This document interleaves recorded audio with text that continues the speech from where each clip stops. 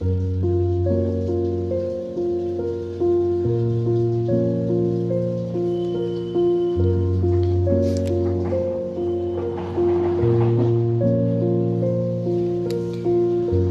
রইল শিক্ষণীয় একটি গল্প।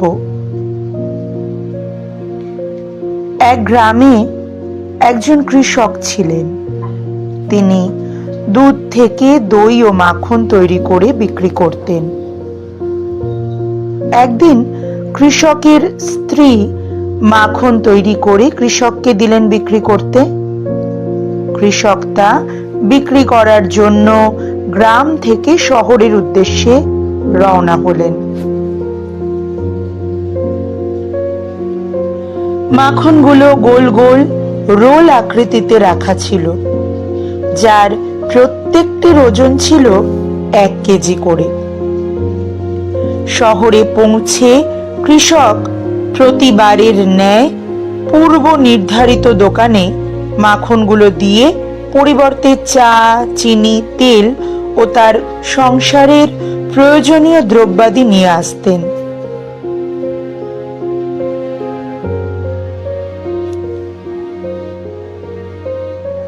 আজ কৃষক চলে যাওয়ার পরে দোকানদার মাখনের রোলগুলো একটা একটা করে ফ্রিজে রাখার সময় ভাবলেন, মাখনের ওজন সঠিক আছে কিনা আজ একবার পরীক্ষা করে দেখা যাক। মাখনের রোলগুলো ওজন করতেই উনি দেখলেন মাখনের ওজন আসলে 1 কেজি নয়, তা প্রতিটা আছে 900 গ্রাম করে।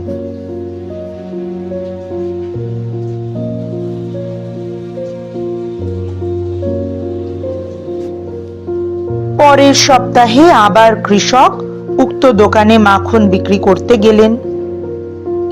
দোকানের সামনে পৌঁছানোর সঙ্গে সঙ্গে দোকানদার কৃষকের উদ্দেশ্যে চিৎকার করে বলতে লাগলেন, বেরিয়ে যাও আমার দোকান থেকে।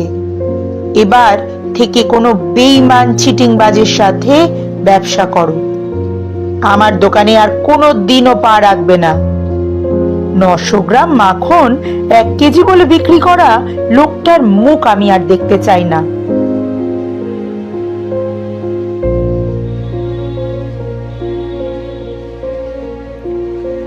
কৃষক বিনম্রভাবে কম্পিত স্বরে দোকানদারকে বললেন, দাদা, দয়া করে রাগ করবেন না।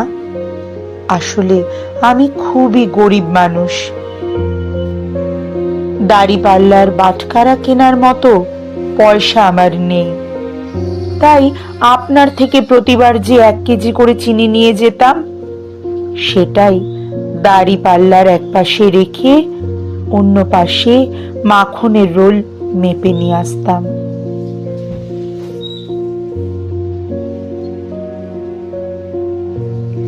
গল্পটা এখানেই শেষ। কি শিখলাম আমরা? শিক্ষণীয় বিষয় এটাই যে আপনি অপরকে যেটা দেবেন সেটাই পরে আবার আপনার কাছে ফিরে আসবে, তা সেটা সম্মানই হোক বা ঘৃণাই হোক। কাউকে ঠকাতে চাইলে আপনিও অবশ্যই ঠকে যাবেন, এটাই নিয়ম।